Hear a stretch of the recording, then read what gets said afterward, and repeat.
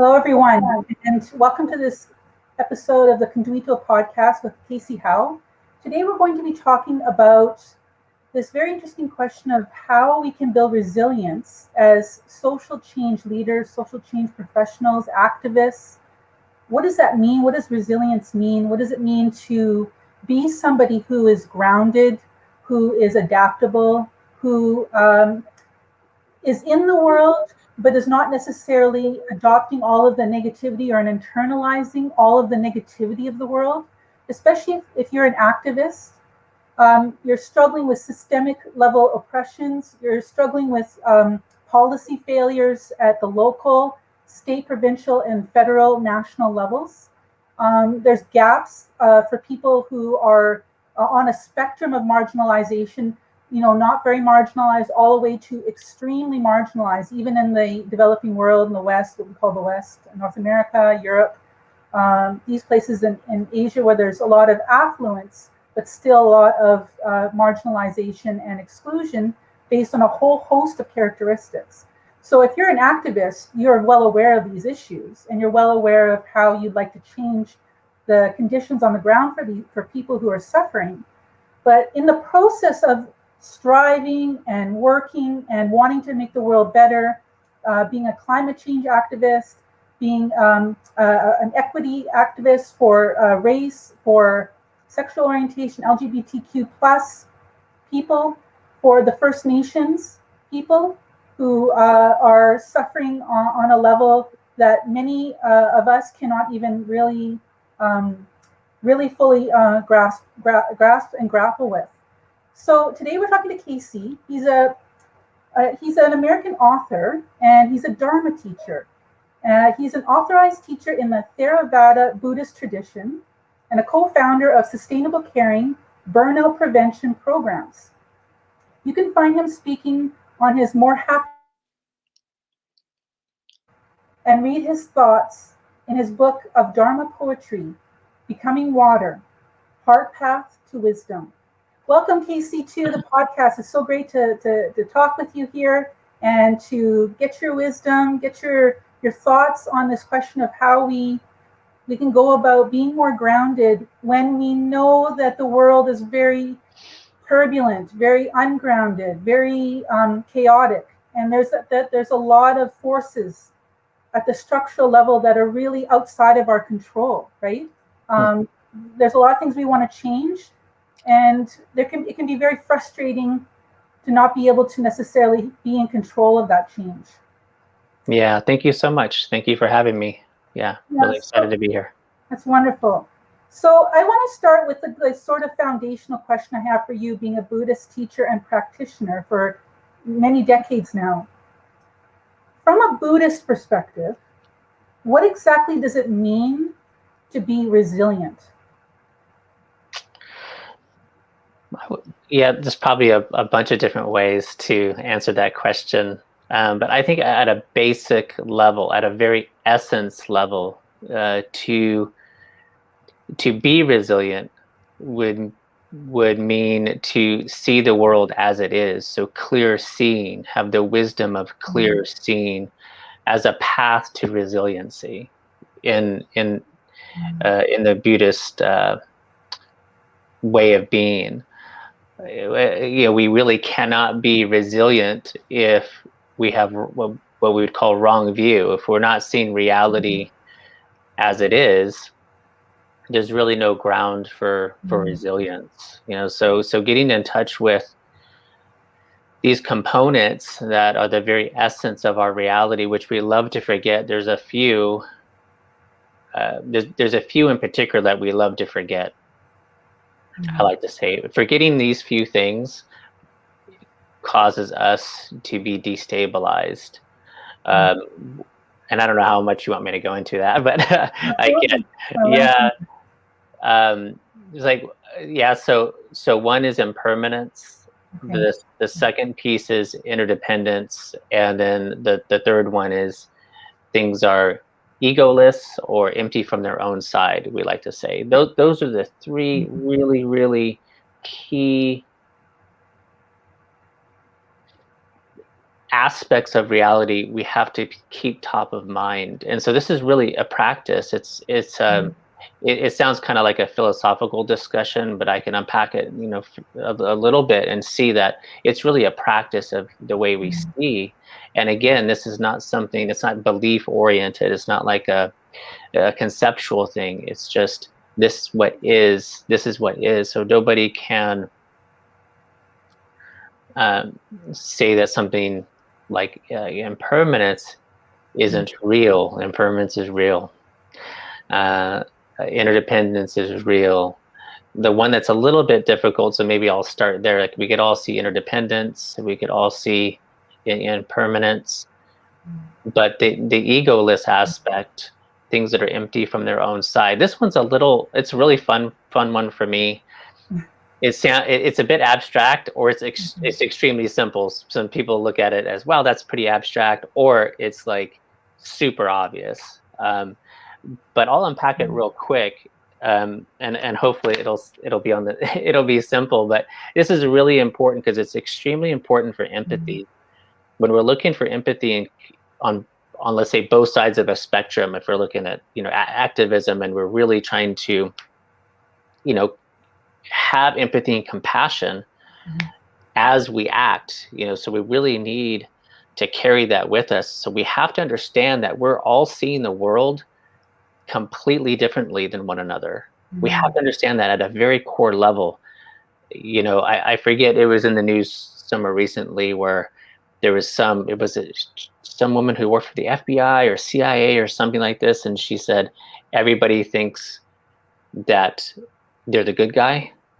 Everyone really thinks they're the good guy. And it was pointing to how we see, and at a very core level, like just bypassing all the prejudice and programming, all this stuff, looking at how the mind sees, like how we see as creatures. We think we see things, but we're not seeing things. There's no thing in the thing.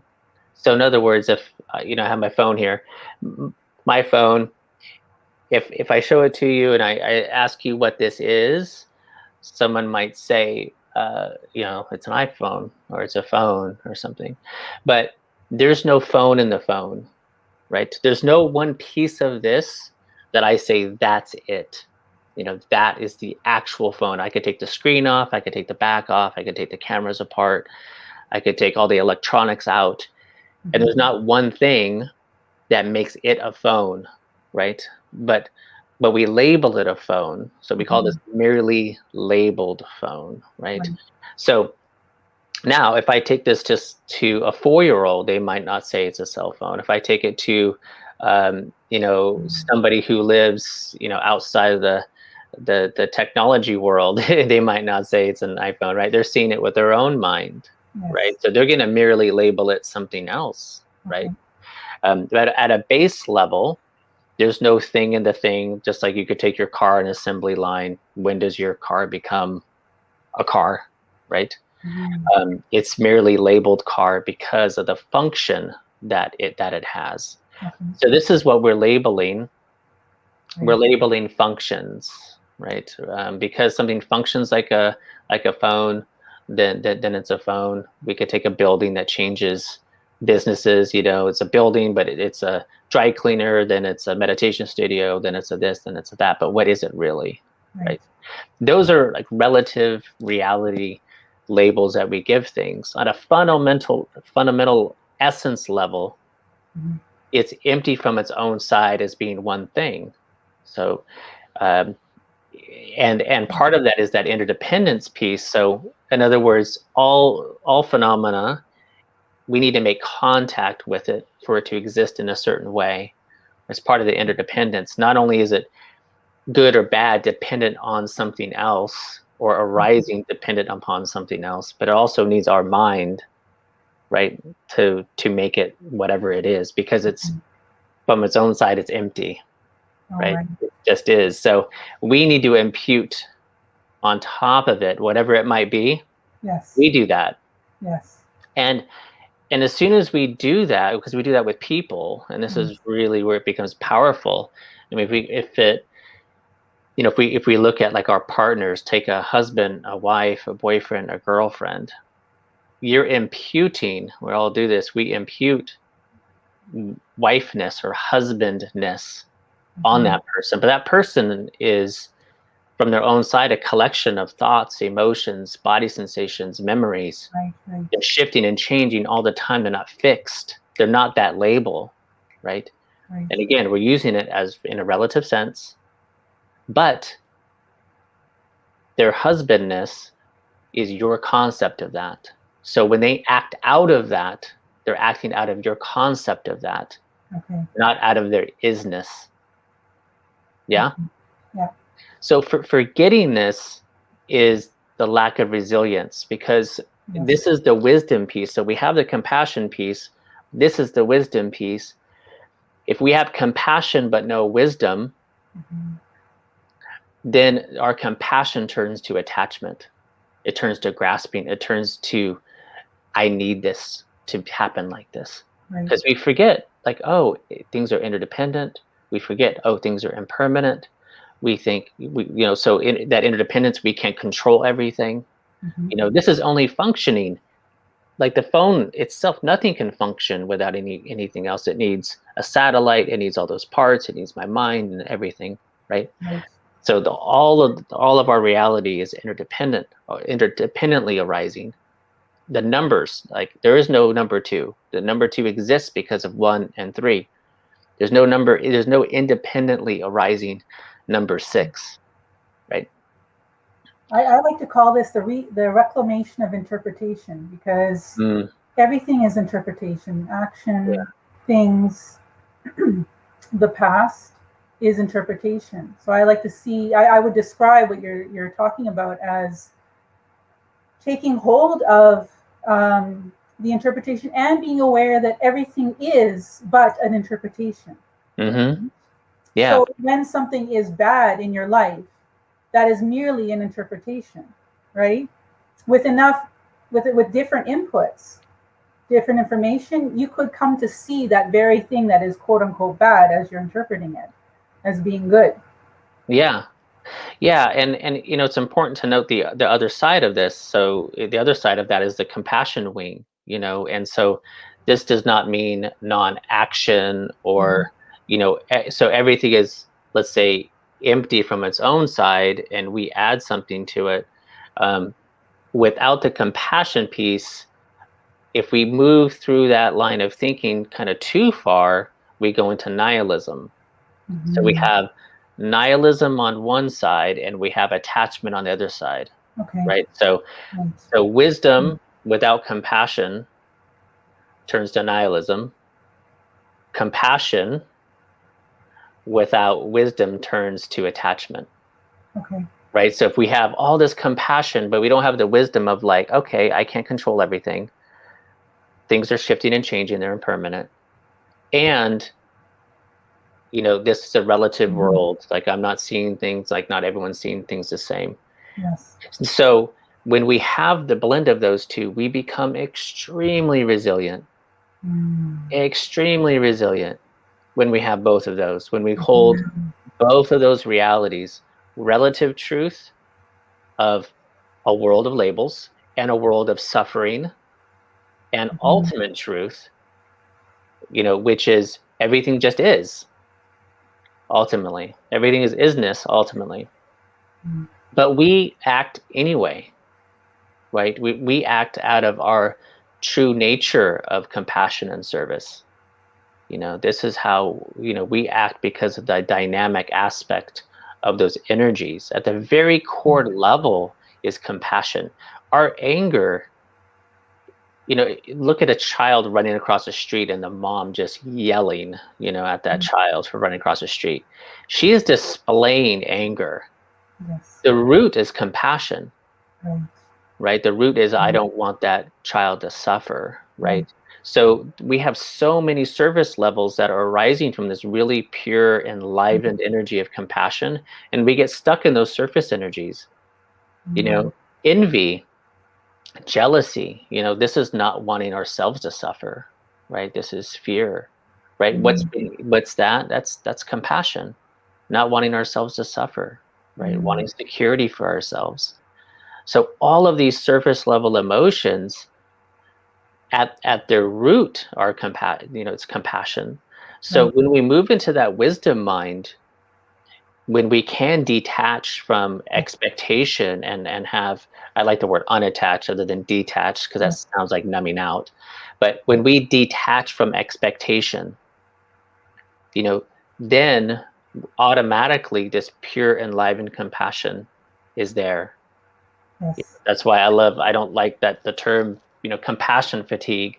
No such thing as compassion fatigue, empathy fatigue. It's attachment to outcome fatigue. Right. That's what we have. And that's the lack of resiliency. Right. Right. Yeah. Well, I felt this in my own life because for many years I was in a very difficult study of the topic of terrorism. So I was just very agitated all the time. And it was the adoption of the practices that you're talking about. Mm. Just seeing the world from a bird's eye view as much as possible, seeing people's actions as a reflection of what is happening with them. And I love how you say that compassion is like the lowest common denominator with us, because that really, that just thinking that gives me compassion. Like when you say Mm. that, like when people do bad stuff, it's because of their own compassion for themselves, their own sort of fears, and whatever things they're projecting into the world, whatever lacks, deficiencies that don't allow them to think of alternative courses of action. Those, those, those, that situation that they're in is really the result of fears that are emerging from a compassion for themselves. Mm-hmm. And so, what would you say? I mean, I have other questions for you, but what would you say? Okay, they have compassion for themselves, but what about the people that they're hurting? If somebody like if the compassion's lacking in them, but they're hurting other people, so Mm-hmm. how do we grapple with this? Yeah, I mean, well, we grapple with it through action. So like nothing could change in the way that we want to inform them. So of course they have lack of wisdom. They might have compassion for themselves or their families. Mm-hmm. And it's another thing that we see is that Mm-hmm. people feel like, oh, I'm protecting me and mine. I'm going to protect me and my family. So I have compassion. I care for my children. I don't Mm-hmm. care about your children, but I care about my children. Mm-hmm. Right. So again, their compassion is stumped because they don't have the right view. Again, they don't see interconnectedness. Again, we have to step into the wisdom mind if our compassion is going to be full. So this is why meditation is stressed so much, because meditation transcends. So if we want a real practical practice to actually see this for ourselves, not in a conceptual way, we're just talking about it here, but in an embodied way, is we have to transcend that self concept, that concept of me and mine. So once we connect with that and see the interconnectedness, that I am as a being well beyond my thoughts, emotions, and body sensations, and this small concept of self. And then we have to understand that those people are locked into this small kind of minded thinking of thinking of self in this really collapsed way. And so we move with compassion in our hearts to strive to wake them up in to that realization themselves, and so they could see interconnectedness and know that there is no me and mine. We're all in this together. Yes. And so when we transform our own minds and see this, and so again, when we speak about these things, sometimes people think we're saying non-action. It's not non-action, it's wise action. Yes. It's like shooting an arrow. If you have to shoot an arrow, dip it in compassion first. Right. Like, know that you're shooting that arrow with the energy of compassion, obviously not hate. And then we're just, we're stuck in that same thing. So can you live in Mm-hmm. compassion and act out of that place, like we've seen these amazing leaders do so? Like we've seen Gandhi and these magical beings that have held so much compassion and have made this insane amount of change. and with just compassion in their heart, Yes. I like the story of Christ on the cross when he's literally being murdered. He's like being nailed to the cross. It's like this amazing story of like, and he says, "Father, forgive them, for they know not what they do." Mm-hmm. What? Like, that's just that's just otherworldly compassion. Like, even from a physical sense, can you imagine it being like being killed or being nailed to the cross and then accessing this compassion? Right. Oh my gosh, And it's just so amazing.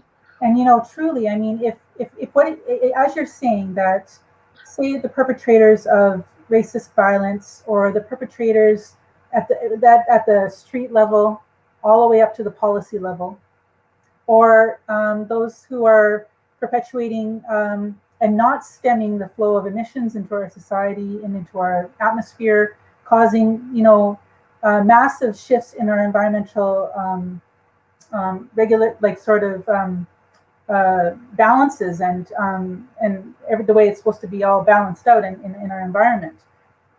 Whatever perpetrator, if our objective is in activism, or our objective is in social change leadership, social change professions, whether it's at local governance levels, global governance levels, development work, or it's activism on the streets, if our objective is to change the conditions and change the power dynamics, if what we're seeking to do is really to shift people's own sense of compassion, right? Because there, a lot of times people have sort of a lopsided understanding of what compassion is when they're committing racist violence. But if we ourselves aren't acquainted with that sense of compassion for ourselves, how can we possibly go into the world and create compassion in others, or teach people compassion, or guide people to be more compassionate? Like at the end of the day, shouldn't it be a love and a compassion for all, including the perpetrators, to shift the perpetrators towards compassion? What would you say to something like that? Yeah, I fully agree, and I fully Mm. agree that's very difficult, Mm. because we have this self and other mentality, so we have to bridge that somehow. So in a practical way, I think we all want to do that. Like, Yeah. we want to have passionate non-attachment. We want to have that. We want to have that passion, and then we don't want to be overcome by the attachment of that, like that need of like Mhm. of seeing that suffering. There's a term like the Buddha always has one eye crying. Like, a Buddha has one eye crying. Like, one eye is always filled with sadness that Mm. beings are suffering. The other eye is not. The other eye is seeing clearly, seeing wisdom, Right. that everything is. And so, bridging that gap is really being with the angst, being with the anger, and being with this with being with the feelings that are Mm. triggered by injustice, Right. and those, in a practical way, in a practice way, those need to be transformed. And one way that we could do them is hold them in the spaciousness of loving friendliness. Right. Because how we meet those things is extremely important. If we meet them with more mental judgment, and this is wrong and this is that, then they stay. And then it's kind of like a tennis match. You hit the ball to me. We see this on social media. I'm going to hit the ball back. And see, we're just in a tennis match here. Mm-hmm. It's never going to end, right? It's never going to end. So, but if we meet that like we meet a really good friend, if you're having a conversation with a really good friend, Right. what she's saying, you're meeting it with openness. You're not Mm-hmm. contracted. Even if she says something you might not agree with, she's awesome, she's cool, so you're like, okay, I'm going to give her the benefit of the doubt, right? Right. But you're meeting it with some spaciousness. We have to meet that with the spaciousness of some loving friendliness, which is just non-judgment. Awareness and love and compassion all have this energy of infinite spaciousness, right? Yes. And it's from that spaciousness where the real wisdom can come in, so we can move into wise action. Mm. Awareness and love is infinite. That emotion of anger is so small. Yes. Like, if we stay with the anger, we're going to act in such a small way. We're not going to make much difference at all, right? Mm. right? And it's just our little thing. It's like one little, out of infinite potentiality, this one little fragment, this little grain of sand on an infinite beach arises, and we're going to act out of that instead of acting out of a shared experience of awareness and love, which we all share. It's beyond those beliefs and concepts. So we're connecting at a very essence level. Now, if we move from there, they're going to feel it, Others are going to feel that. It's just like being yelled at by someone who loves you. You feel that. They're like, oh Yeah. man, I messed up, but but they love me, Yes. That's how we want to move, right? Right. Yeah. Wow. Right.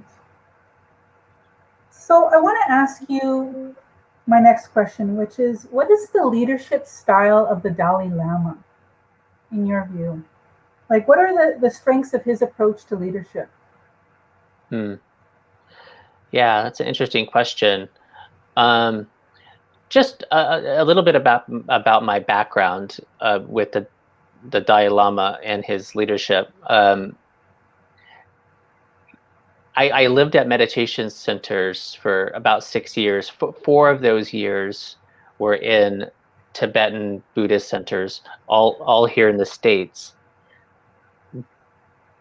But those centers were in the lineage of the Dalai Lama. So the Dalai Lama, maybe many of you know, he's the head of one school of Mhm. Tibetan Buddhism. Tibetan Buddhism has 4 different schools. He's the head of the Gelug school.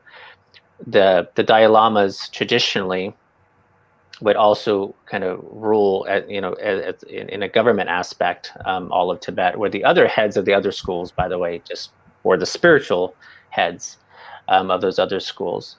Uh, day-to-day operations, of course, the Dalai Lama wasn't hanging around and,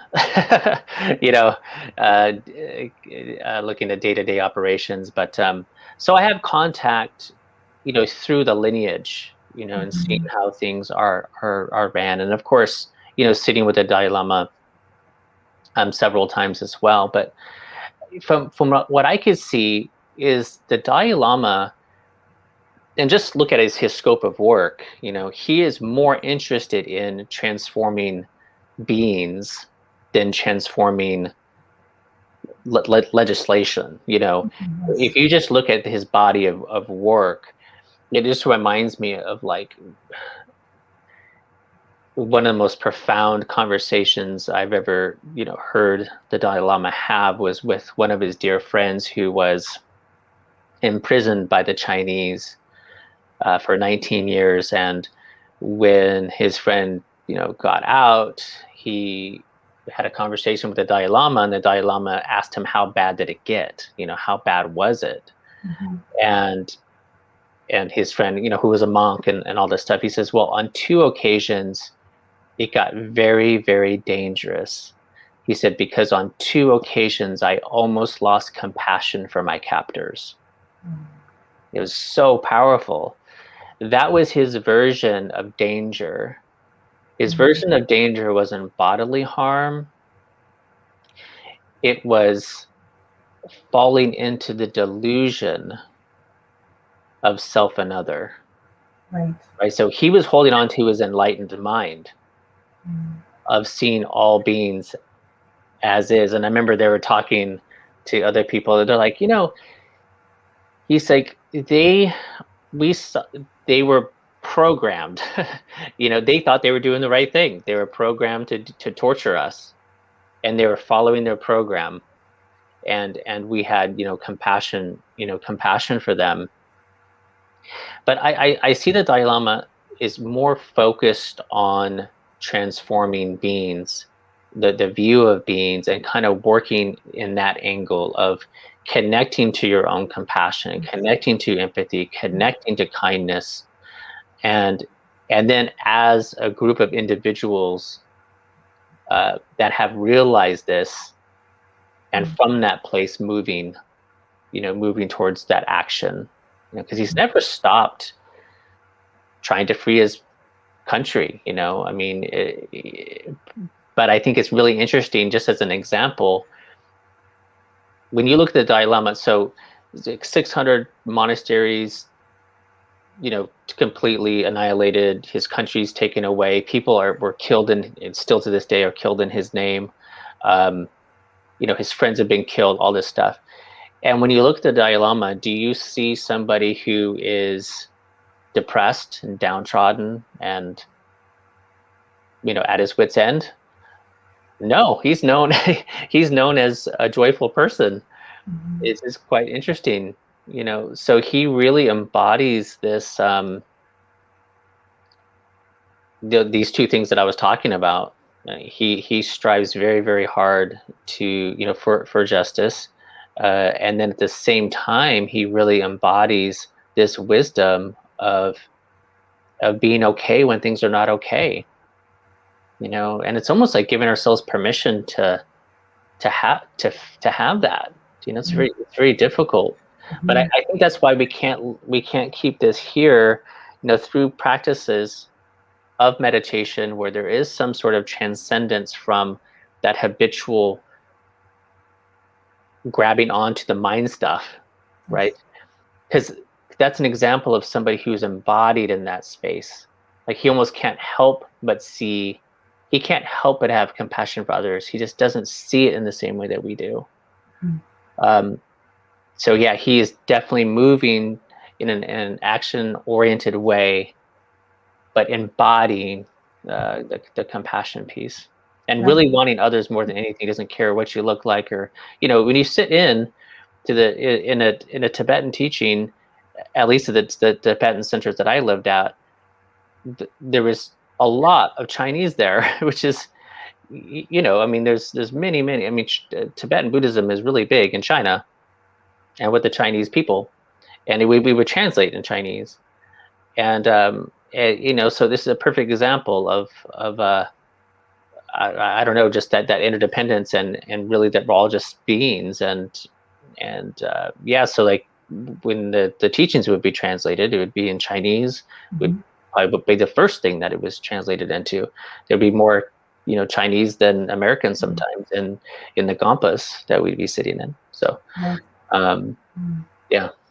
Wow.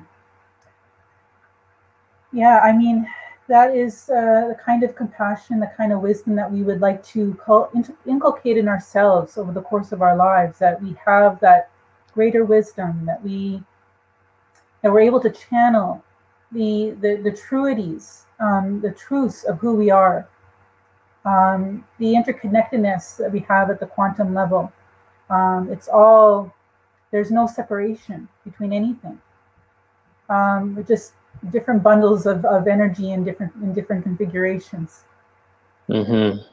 So you do work in burnout prevention, and you have worked with colleagues on creating programs to help different people from different walks of life avoid frontline workers, activists, different people avoid burnout and or work to mitigate the current states of burnout that they're in, because I think a lot of us are already in current states of burnout in various degrees. So what would you say, building on what you've already said, what would you say causes activists and social change leaders and professionals to burn out?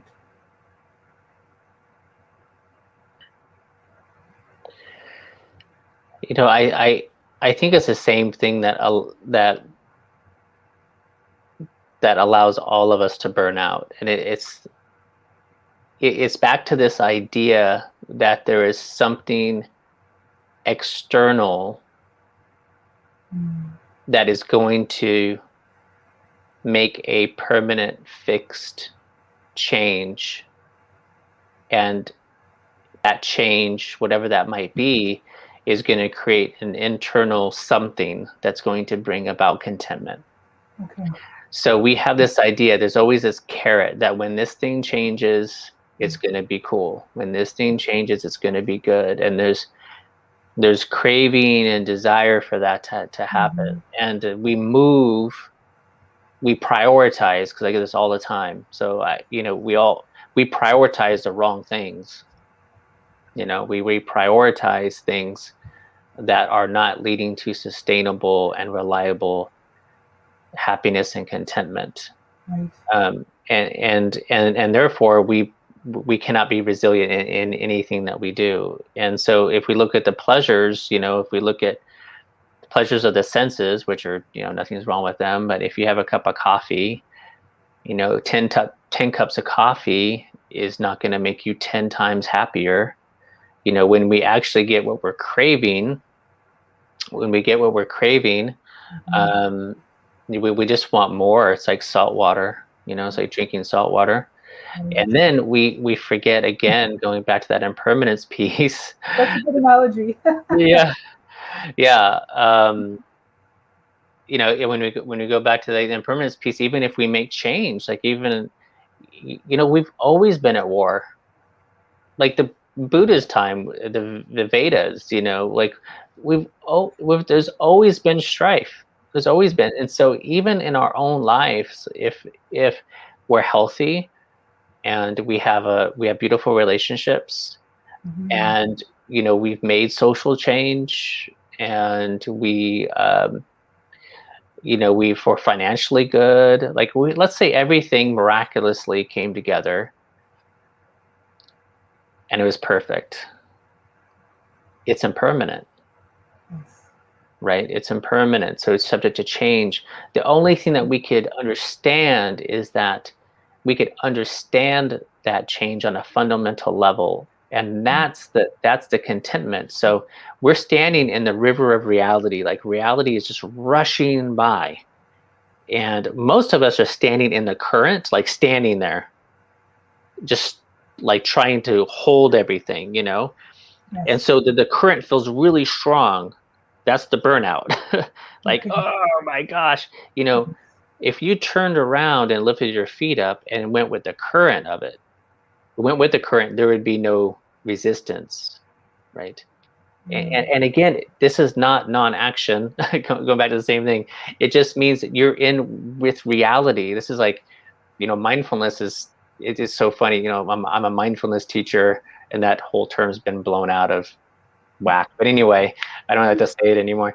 But anyway, when we bring awareness to, like, I'll do a retreat. Let's say we do like a 6-day silent retreat or something. Many of you have gone on retreats, and the whole thing is just be with what's happening. So when you're walking, just walk. When you're eating, eat. When you're listening, listen. When you're sitting, know that you're sitting, right? We don't even know what we're doing anymore. I mean, that's the instruction of mindfulness. When you're breathing, know that you're breathing. When you're sitting, know that you're sitting. When you're eating, know that you're eating. That's how far away we are from reality. People want to know truth. You don't know the truth of what you're doing right now. So, and this leads to the lack of resilience, because if we're not with what's here, that means we're rehearsing and rehashing, and the mind is infinite, and we have to carry that infiniteness. So in other words, if you have a worry and concern that's not here, that means you don't know if it's going to happen. It's a maybe. Instead of being in don't know mind, which is reality, instead you're carrying that with your emotions. Okay. You're holding that, right? And so yeah, I think that it's the same thing, that we have this fundamental wrong view that there is something out there that's going to be fixed and sustainable, right? It's going to have sustainable and reliable source of contentment. Sustainable and reliable sources of contentment can only be found inside. Yes. Because everything else is shifting and changing, it's interdependent, and it's empty from its own side. Right. And then if we move from that place, as an activist, we're good. Yeah. We're going to talk about that. So let's talk about that. How do leaders and activists get what they want? Where is the starting point that you're talking about? You're talking about the internal contentness, the detachment, or not being attached to outcomes, being not attached to policies, being not attached to whatever's happening in a chaotic environment that is largely out of the control of an individual human being. and is overwhelming in its scale and scope and breadth. So what is the starting point for activists and leaders if they want to move forward in a grounded state? Well, I think I think the starting, I think the middle and the end, I think it's all one thing. Okay. And it's the only thing that we can control. And if we're with this one thing, we're golden like the whole time, right? And that's intention. Okay. And our intention is huge, and our intention can be purified, so it's like our intention can start out more conceptual, and then it can be embodied, through time. It's like a practice. So our intention, and again, we hear this a lot, where people start off with really pure intentions.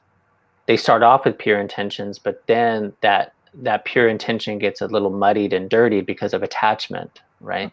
Right. So people say, "Oh, I really need to do this really good thing, so I'm going to take a little bit of money from this because overall this is a good thing. So I'm going to get some money over here that's not exactly for this thing, but whatever." Yeah. So, but if we stay with the intention, with the knowledge that this is the only thing that we can control and really be with, then our intention becomes like a safety net, like a moral and ethical safety net. It becomes a safety net with our burnout. It becomes a safety net with a lot of things, and so especially to the resilience of like,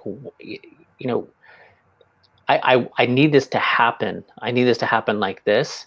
Actually, our intention can manifest in so many different ways, and if we're just with the intention piece, we can allow for that. I've seen this so many times that people are like just pushing and pushing and pushing and pushing, Yes. and then something shifts and they go in this other direction that they didn't see coming, and their intention is fulfilled in a way that they did not see it.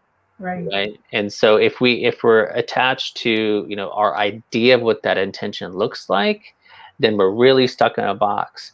But if we stay with our intention, the one that's kind of more of a universal one that we use in Buddhism, is in like Vajrayana Buddhism, is, "May I attain enlightenment for the benefit of all beings." So for the benefit of all beings, can I wake up into the fearless state so I can assist others to awaken into the fearless state. And so that can manifest in so many different ways, right? And so whatever, and then of course you could have more, day-to-day intentions too for certain projects and all of that. But coming home to that, especially when things are getting really difficult, saying, am I in alignment with my intention, and am I acting out of that? And if the answer is yes, then you're good. How the world's meeting that intention, it might be all over the place. But how am I showing up? Am I showing up in alignment with my intention? Right. If so, then I'm good. So Cayce, there's a question here from Yango Du. Being content with discontentment. Any reflections on this phrase? That's wonderful. I love that, being content with discontentment. I say that's wonderful because it might not feel wonderful. I think overall, meeting everything with a sense of openness. So being content with discontentment, like we might want to strive for more, passion, right?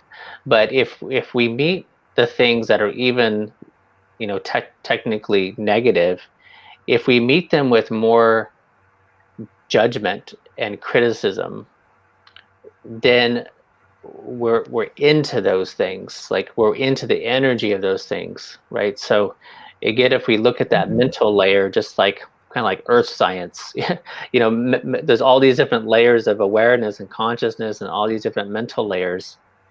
The answer is usually not found in the mental layers. it's found, like we talked about, the space around that, the love and compassion around this. So if if you feel like you're just too, if you're too docile and you really want to be more, passionate about things, judging yourself is not going to get you there, right? So, if you're content with being discontent, and again, this just goes for whatever you're meeting. Meet it with a sense of openness, and see if you could find in that openness a new direction that you might want to go. That's, again, a blending of that wisdom and compassion, for yourself. So, Cayce, I just want, if you could just kind of draw me a picture, or explain a little bit more what you mean by intention. Like, how does somebody have intention? Like, I know you've kind of said it, but can you like say it in a kind of a summary way? Like, how would I know that I'm making an intention for something? Yeah, I'm gonna go back to meditation on that, because for one, we want our meditation, I mean our intention, we really want to move with that wisdom and compassion for the most amount of people. So we really want our intention to incorporate others and all beings. It could, if the more altruistic our intention can be, and this might be, I don't know, a little metaphysical something, but I think there's more power to it. I think that, if we keep it within, may I be happy, or may all beings be happy. I think if we look at the energy of that, that's just me. That could be a little bit, I don't know, religious or something. I don't know. But I believe it really adds power, because I feel like if I'm working for the benefit of all beings, somehow, some way, I feel like all beings are on my side. We're working together for this thing, right? And not only that, I get to look out my window, and if I'm driving away from, in my neighborhood, for example, I wish my neighbors happiness, like I'm in service to them, like I'm in service to humanity. Like, may all beings be happy, may they be free from suffering, may the people stuck on the freeway with me, may they be happy, may they be free from suffering. And so I think that we want our intention to be enlivened. So it's the energy behind the intention really matters. So you want to sit with that first, and it's a concrete thing. It's our intentions are really thought out. They're really, and they could change, but it's a practice. It's almost like a ritual. Like, you could sit down.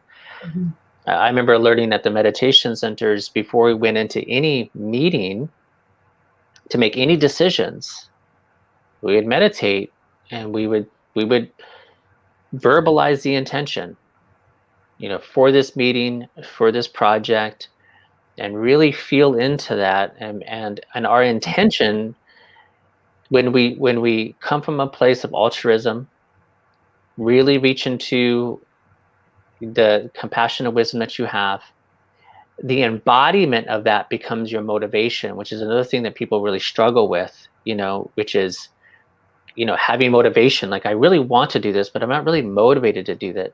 Usually, if we continue to tap into our intention, that intention in the beginning is pretty dry, and this might be words, and then over time comes the juice.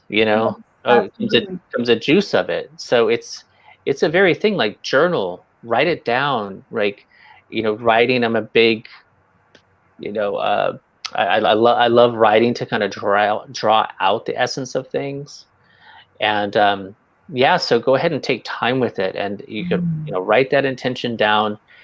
And I'm also a huge fan of saying them every single day. State your intention every day before you move into the project, before you move into your meditation, before you move into your day. Repeat your intention over and over. So it's more of a lived experience than just kind of like, yeah, I think I'm doing it for this reason. So, Cayce, is intention decision? I think intention influences all your decisions. Right. It's really good for decision making. A lot of times we feel like, what should I do? And then you fall back onto your intention, like, Mhm. well, is this in alignment with my intention? So it influences all the decisions. And yeah, I guess the first decision would be your intention. Yeah. So I think you're right. Yeah. I think the first decision is, I'm going to do this for this reason. So there's this clarifying aspect to it too. Yeah. So is when you were talking about being on the freeway and wanting good for all, from a Buddhist perspective, is that like channeling light to all? Like what is that? What is that? Like what are you doing when you're thinking? Are you just saying to yourself in intention, I'm on the freeway with all these people. It's chock-a-block full. It's a traffic jam. We're going to be here for 2 hours. It's the blistering heat. And then you're, rather than getting frustrated, you're thinking, I want the good for all people. I hope everyone's okay. And are you channeling light? Are you sending peace? Like, what are you doing from a Buddhist perspective in that moment? Yeah, there's a few different practices that that most Buddhists do every single day, and depending on the tradition, this could shift a little bit. But like a very one that we see in almost all traditions starts out with just phrases. It becomes more embodied and energetic, but it starts out with very, very basic phrases that allow this to what I like to call a neck down exercise. So it moves us down into the heart, which is, may you be happy, may you be safe and protected, may you be at ease, may you be joyful. So like some very, very basic phrases like this, and then you could do it for yourself. May I be happy, may I be at ease, may I feel safe and protected, may I be healthy, right? And so, and then that can become so embodied where you just feel like everyday love and compassion, like everyday love, like when you get a real sincere hug, or you give a sincere hug, you pet your animal, like where does that juice come from? Like where do you feel love and compassion?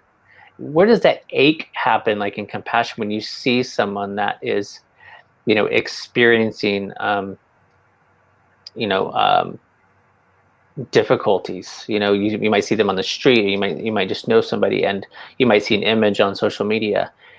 Where is your heart center? Like, what does that feel like? Where do you feel empathy? Where do you feel compassion?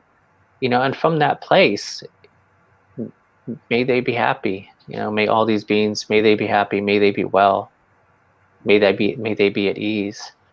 So we combined very, very, very simple phrases, which again, when we start, they're dry, and then eventually feeling comes, and this is experientially what we're looking at is, what does this do with our own minds? Like, is it really affecting the other people? Not quite sure. Are they just automatically happy? Not quite sure. How is it influencing your own mind and what you bring to your space and the people around you when you get home? Are you angry because you're stuck in traffic? Or when you get home, are you a kinder, gentler being? And does it just feel better to be in your own skin? Right. Yeah. We teach at Conduitao just opening the heart space, and really opening the heart space for others. In the process of opening the heart space for others is not only freedom, but is groundedness for us as people. When we open the heart space for others, we cannot avoid, from our perspective, the benefits that come to us when we do that. That there's freedom there, because when you let go, that's where freedom lies. When you're able to not be holding on to the past, which has already passed, it's waters that have already flowed. They're gone. You cannot change the past, and the future is not in play yet. Yeah, perfect. So the only thing that exists is this present moment, and it's happening at a split second rate. And so opening the heart space to let go of the past, opening the heart space to welcome whatever comes in the future according to the highest good of everybody, seems to be where freedom lies. It's where our power lies.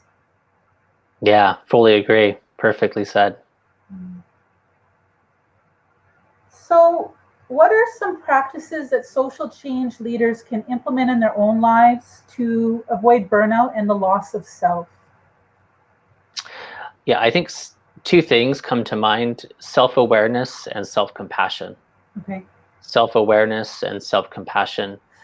Um, it's like becoming your own doctor. If you go to the doctor, you tell them what's wrong, right? We have to have the self-compassion of really wanting ourselves to be happy, to be at ease. So think of somebody that we love. Like if you love somebody, truly, truly love somebody or something, like my dog Wolfie, like I don't want my dog Wolfie to have a single suffering thought. I would take away all his suffering thoughts if I could. I really want him to be happy. So this self-awareness comes into, I don't want these negative thoughts and emotions. I'm hurting, I'm suffering from that. uh, Sometimes we don't see it like that. We don't see our hurt, we just see anger as anger, but anger is suffering. Like we're suffering, like Mhm. and so that's self-awareness. um, and so we could be aware of body, be aware of feeling tones, be aware of mental phenomena. So these are like call it the triangle of awareness. So as a practice, be aware of your body. So you could do body meditations, be aware of feeling tones. There's a term Sanskrit, Vedana, feeling tones. Like we're emotional beings. How are you feeling right now? And be aware of mental formations, like what is in the mind right now. Be awake and aware to those three things. And you could do this formally or informally, right? Just throughout the day, pay attention to your inner landscape. All phenomena is taken in and processed in only those three ways: thoughts, emotions, and body sensations. So if you say I feel good today, you're having pleasant thoughts, emotions, and body sensations. If you're saying I don't feel good, you're having unpleasant thoughts, emotions, and body sensations. But if you bring awareness to those three things, you can transcend those three things. Now you have awareness, and there's anger and the knower of anger, right? So we learn to rest in that. So the self-awareness is so crucial, so we could disengage from jumping into those things and instead being something bigger than those things, right? Not being controlled by them. And again, from that space of self-awareness, we could say a simple phrase, because I know we have like 2 minutes. The simple phrase of self-compassion: may I be free from suffering. So simple. It's not an attachment, it's not an affirmation, it's not I am happy, when you're not. It's not going against the grain of reality. It's that pure, beautiful, enlivened energy that you maybe felt as a kid when you were sick and your mom made you soup and she couldn't take away your pain, but she was there for you. May I be free from suffering. You just wish you were, right? It's that sincere wish. And compassion has no attachment. It's not, oh, I have to get better. So those two things, we have to know when we're suffering, self-awareness, and we have to bring a nurturing quality to being there for ourselves. Hello, dear one, you're hurting. I'm here for you. If somebody said that to you, you'd feel comforted, right? So we could do that for ourselves. Hello, dear one, you're hurting. I'm here for you, right? May I be free from suffering. Just that one phrase. Yeah. So activists and social change, professionals and leaders. So if we follow your wisdom and your teachings, really the starting point is themselves. Really the starting point is getting clear on who they are, getting clear on the reality of things, which is the reality is that all things are interconnected. All things are impermanent. Yes, there are terrible things happening in the world, but in the flow of time, they will change and shift and manifest in different ways. They'll get better, they'll get worse. This is the flow of our existence. Yeah. So the impermanence of things in time, the impermanence of change.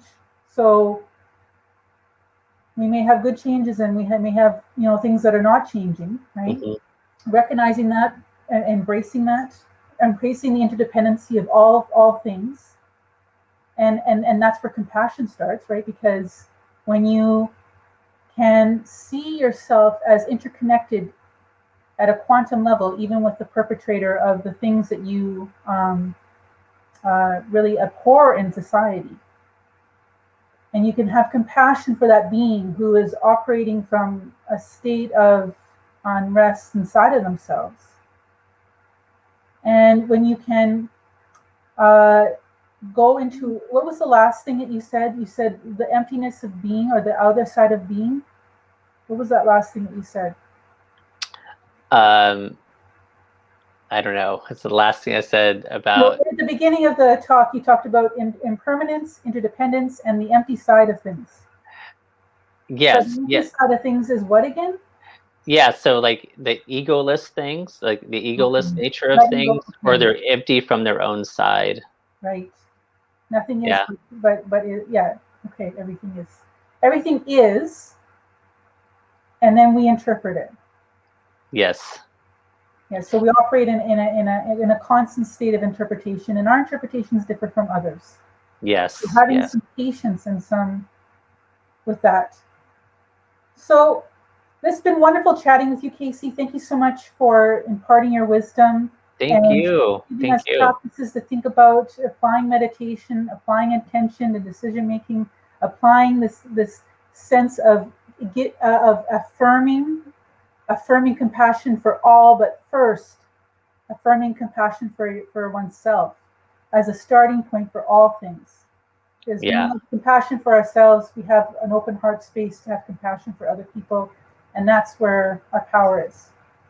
I'm so glad to speak to you again, and thank you so much for being here and sharing with us your teachings and your thoughts. Yeah, thank you so much for having me. It was great.